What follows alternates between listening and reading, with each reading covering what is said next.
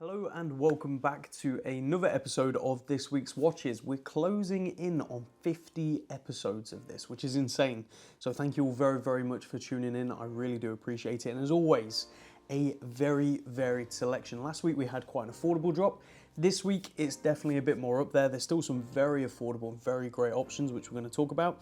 But there's some bigger, heavier pieces. As you can see, we've got a GMT root beer over here, full 18 karat gold universal Geneve, a very rare Patek pocket watch, and so much more in this week's drop. And it's a very exciting drop and one I'm really proud to bring to you guys and girls. So I hope you enjoy it as much as I've enjoyed accumulating these watches for you this week. And as always, we have many more coming every single week. So make sure you're following on Instagram at Kibble Watches. Keep an eye out for what's coming soon and get ahead of the website and get your purchases in before they even get to this video. I also want to say a big thank you for all the feedback we've been getting on these videos. It has been great to see. A lot of people are noticing the definite differences really in terms of quality, not only with these being 4K, but also with Danny and his photography he's doing for the website. Now there's still a learning process there. There's still new equipment. There's still new things that we've got to do. And there will be some photos missed here and there, some that aren't quite as good as others, but we're getting there. Unfortunately, Danny couldn't be here today whilst we're recording this video, so hopefully it still looks okay.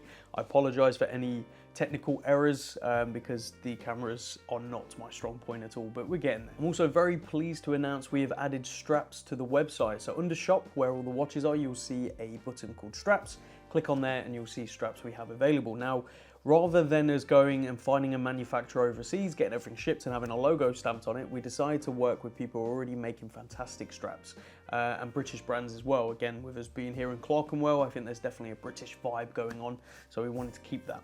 So as of right now, of recording this video, we have Fears straps on the website, which are very good. We have their Bristol leather and their goat's leather. Their goat's leather is actually some of my most favorite straps I have. They're great. I think I have most of the colors in the goat's leather actually. They're just really comfortable, really nice. They come in short and regular lengths, and we have them physically in office here, so you can come take a look, try them on, or when you order straight on the website, it'll be shipped straight from us. So we're not doing any of that drop shipping, I think they call it, where we have all these things on the website, but really it's coming from a different warehouse, and we will be packaging it up and shipping it to you. The exciting thing is we're also working, and I can say this now because we're doing it with the strap tailor. So for those of you who've been following me for some time, you will know I'm a big fan of what he does. I think his straps are incredible, and he's a really lovely guy as well. So I'm excited to announce we have some of his straps being made for us. We are going to be stocking some of my favorites that he produces, which is the suede range. And depending on how it goes, we're going to keep adapting and growing the offering that we have of his straps. We're also in talks and working on something more bespoke to us.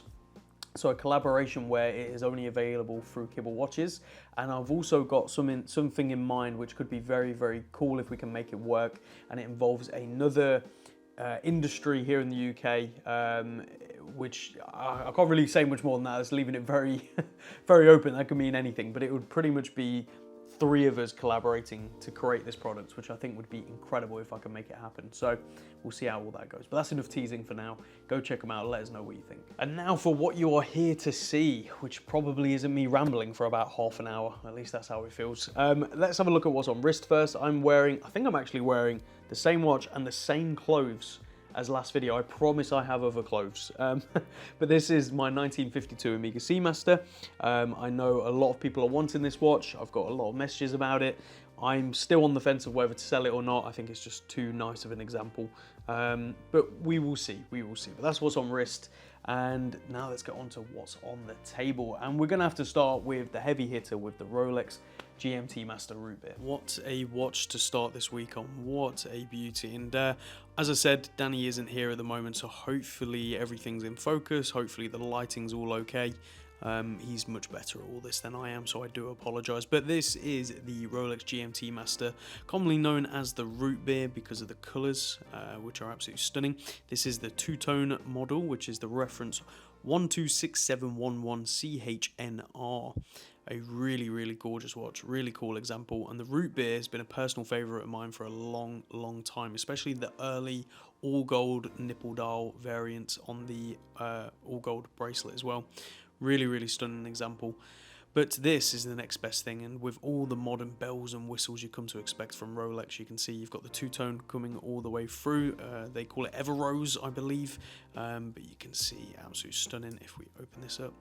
Really good condition this one is. This is actually from December 2019. It has been worn, there are some hairline scratches, but in general is in very, very good condition. So if you are looking for one of these, I would not hesitate. As with all Rolexes pretty much, this one is quite a bit over retail, but then that's to be expected now. I do often have to say to collectors, you know, because they ask what the retail price is, and we'll tell them you can find it all online. But the point is, it doesn't really matter what the retail price is because you can't go and get them at retail. So when that world exists, unfortunately, the retail price really means not a lot. Let me know your thoughts and opinions on that below. I know it's a heated subject that's constantly debated and spoken about, and often people look at us dealers going, you know, we're just out to make a load of money, thinking we buy these things at retail, and we don't. We pay above retail, just like the rest of you guys and girls. So yeah, don't think we're making millions on these things. But beating away inside this is the automatic Rolex caliber 3285, which is obviously a GMT movement. You can see you've got a unidirectional bezel, which jumps in intervals. You've got the GMT hand right there, but just a great coloration. But let's show on wrist and talk dimensions. Here we go. Look at that, fits like a glove. You know what? I absolutely love how this wears. Whilst I do prefer the older vintage model, this one still wears really, really well. This is 40mm by 48mm lug to lug. Under that, 20mm lug, 50mm lug to lug length I always go on about. 12mm thick and 20mm lugs, endless options. Although I don't see why you'd swap this out from the bracelet. It just looks at home on it. Really, really good looking watch. And again, my apologies about the focus and the lighting. Hopefully it's not too bad, but yeah, really great looking watch. Definitely one well worth the money if you've got it. From the epitome of modern luxury with the Rolex GMT, let's go to 1920. We're taking a time machine now to this Patek Philippe pocket watch. Next up is a very special pocket watch, and we're going to use the cloth for this one. Here we go. This is a Patek Philippe & C pocket watch, open face, top wind, really gorgeous, from circa 1920, and we'll get onto the engraving and everything in a minute, but real quick, you can see it does come with this original Patek Philippe & C pocket watch box, which is in very nice condition, and an extract from the archive. And this is where it gets very interesting. As you can see, the date of manufacture is 1920, but the date of sale was not until June the 17th, 1931. It took them 11 years to sell this beautiful pocket watch. I mean, when you really stop and think about that, that just goes to show how much Patek Philippe has changed over the years. Really, really gorgeous. And a real highlight of this is not only obviously the very clean enamel dial, but those hands. Look at those. That is incredibly special. Really, really beautiful. 18 karat gold. And this was actually presented to a gentleman who worked at the Heinz company. And yes, that is the Heinz Beans Company, as we know it for baked beans, but a really gorgeous movement. We'll give it a wind. Oh, you can hear that clicking away. And look at the finishing on this beautiful pocket watch. Now, we are certainly no pocket watch experts. We've done our research with this, and I think it is one gorgeous looking thing. And you know, for the money, I think as far as like collectability and everything goes, there's just something very special about a Patek Philippe pocket watch. And I think if you've got the means to be able to, you know, enjoy something like this, I think it's definitely worth doing. So go check this one out on the website. I won't say much more than that because we've done a very good write-up. But just something a little bit different, something a bit more special. And again, all of this comes down to us trying to branch out a little bit with what we're offering, and you know, not just offering the same old. And when this came up, I mean, we had to jump on it. So go check it out. Let's stick to vintage and go to what is possibly my most favorite watch on the table right now, and it may already be sold, so I apologize. That is the Universal Geneve Polerouter. Arguably one of Gerald Genter's best designs. Now, yes, the Royal Oak, yes, the Nautilus, but this is stunning in my opinion. This is the Universal Geneve Polerouter date, or Polerouter, depending on how you want to say it. And what makes this one so special is a few things. It is 18 karat pink gold, which is lovely, or rose gold as a lot of people call it, and it is in immaculate condition. I mean, look at those lugs. they are sharp as anything. That case is sharp. It's just a really, really gorgeous watch. So the exact reference to this one is 269101/01, and it's from circa 1963, and I think that is insane to think this beautiful watch has been kept in this good condition for this long. Inside beating away is the automatic micro rotor universal Geneve caliber 69. So inside here there's a small little rotor spinning away, which is absolutely stunning. But this is a very, very special watch, and again one that I said may have already been sold, but let's show it on wrist. Here you go on my 6 3/4, nearly 7-inch wrist, and yeah, that just looks perfect. 34mm by 42.5mm lug to lug, only 9mm thick and 18mm lugs. Endless options on this one. A really stunning example, and again, find a better one. This is one of those where you pay a premium for condition, and that's exactly what you should be doing with vintage like this, in my opinion. But then again, I am the one who has it for sale, so there you go. But go check it out on the website. Again, it is probably already sold, but if not, I'd say jump on it. From there to a watch I'd never seen before, and I'm amazed I haven't. It is a absolutely stunning Zenith El Primero. Let's take a closer look. Now for a Zenith that, as I said, I have not seen before. And when this came across my desk, I wondered why I hadn't seen it before, because this is stunning. This is a Zenith El Primero Windsor, as it's called. And this is an annual calendar. As you can see, you've got your continuous seconds over there at 9 o'clock. You've got a chronograph seconds and chronograph minute totalizer over there. So it's a chronograph as well. You've got your date down there. You've got your month and your day all in one beautifully designed and beautifully displayed package. It isn't busy, it isn't too much information, and it just looks stunning. Stainless steel case, gold batons, you've got your Zenith clasp and Zenith strap, and you can see beating away in the back is a beautifully designed El Primero. This is the automatic El Primero caliber 4054, and this one is from March 2013. It does come with its full box and paperwork, and just a really good looking watch. It's in hardly worn condition, so you can rest assured you're getting yourself as close to a new watch as possible without having to spend all that money.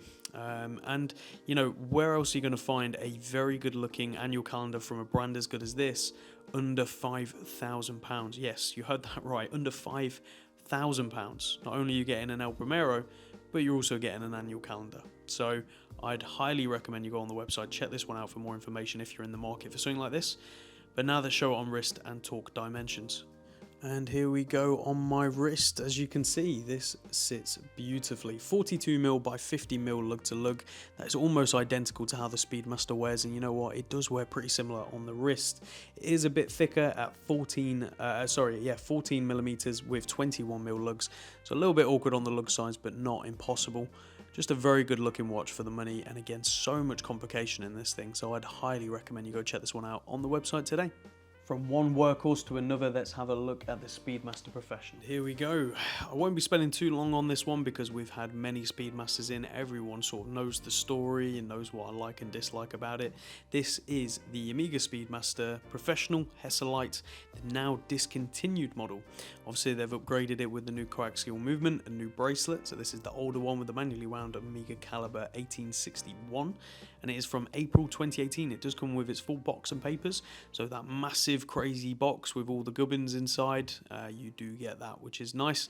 I know some people really want that box. My father was one of them, so there you go. And it does come on its bracelet, comes with a strap, everything like that.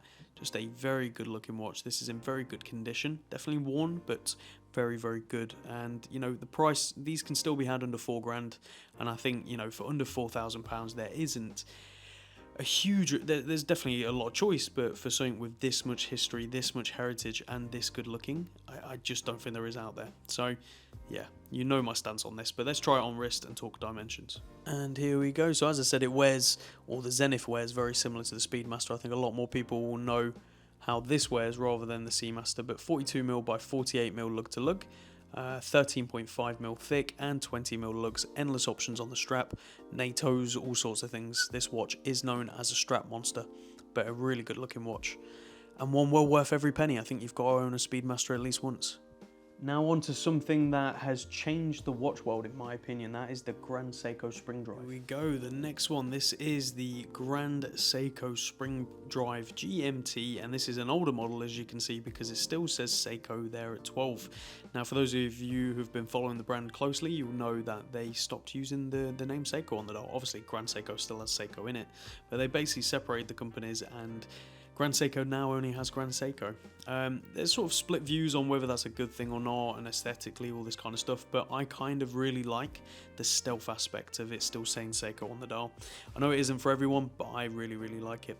The reference of this one is the SBGE005, and this one is from November 2014. It does come with its full box and paperwork, and inside, beating away, in here behind all that, as you can see, is a spring drive caliber 9R66A, which as we said is a GMT caliber.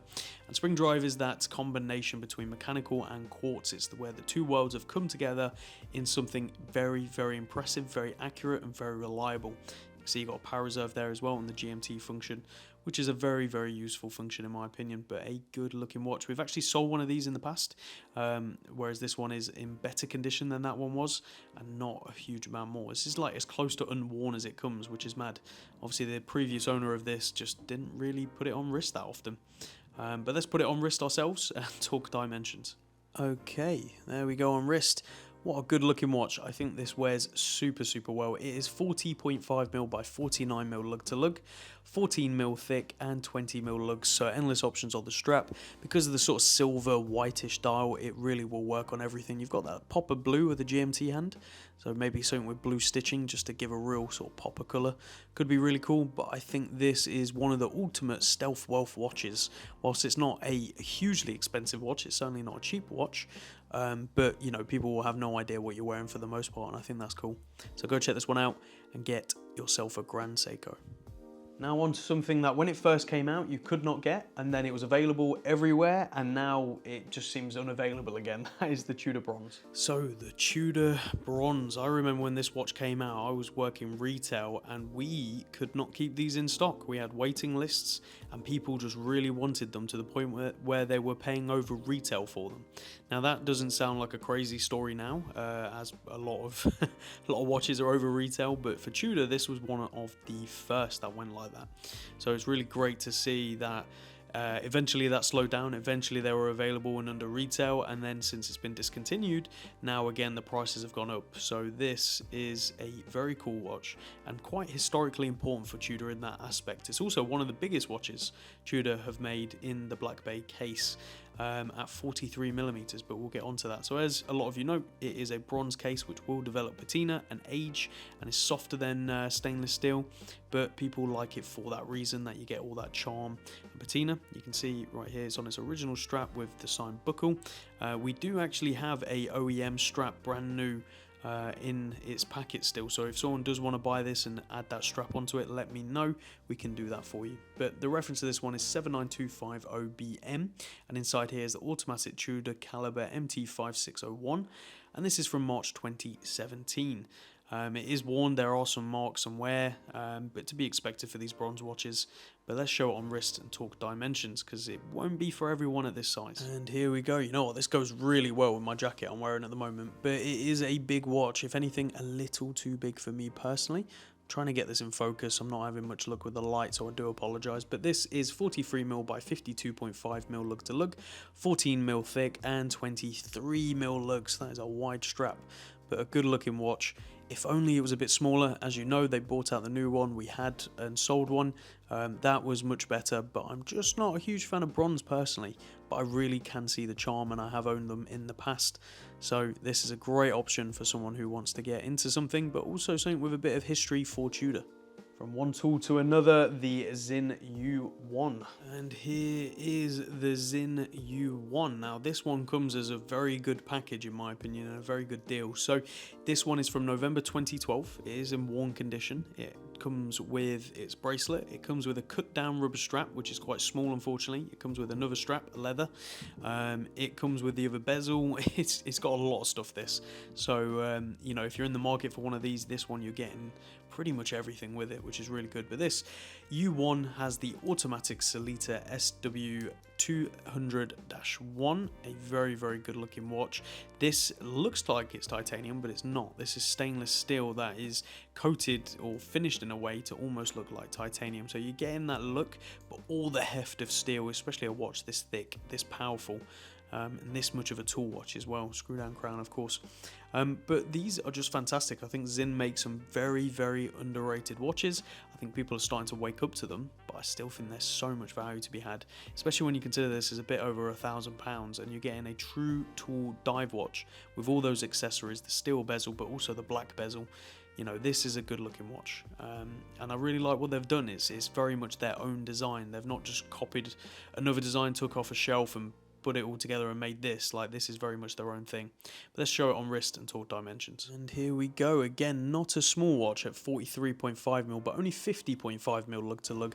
And again, the lug to lug is very important when looking at how a watch will wear on the wrist. 14.5mm thick and 22mm lugs are endless options, but a really good looking watch. You're definitely getting that 70s vibe in my opinion with the bracelet and the case shape, but one hell of a watch for the money, so go check it out. Now we're down to the final two, and we're going to have to start with the Serica. Next up is probably one of the best looking military sort of field homage watches at this kind of price point with this kind of spec in my opinion. This is a Serica reference 4512 with a very interesting dial, manually wound, which we'll get onto in a second, but the white dial variant. So you'll see on their website they have the black, but they don't have the white, and the price of this is very, very good for what you're getting, so I'd highly recommend you check it out. It does come with its box and papers on this leather single pass NATO, which is very, very high quality, and it feels really good. The dial is really cool. You can see it just is a good looking watch. You've got faux patina all on there in the hands and the dial, which match with the white perfectly and just finish really well. This is in very good condition, so I wouldn't hesitate. Now inside this is a manually wound ETA 2801-2, and this is from October 2019. It does come with its full box and papers as well, but let's show it on wrist and talk dimensions. And here we go on my wrist. This wears super nice. I think if you're considering the Hamilton khaki field, I'd highly recommend you also consider this as an option. 37.5mm by 46mm lug to lug, 11.5mm thick and 20mm lugs. Really, really universal in its size for him or for her, or any size wrist really. So go check this one out if you're considering this kind of watch, and even if you're not, I think for the price point it's well worth a try. And last but certainly not least, a cult classic that I love and hate depending on when you ask me, is the Seiko Alpinist. The Seiko Alpinist.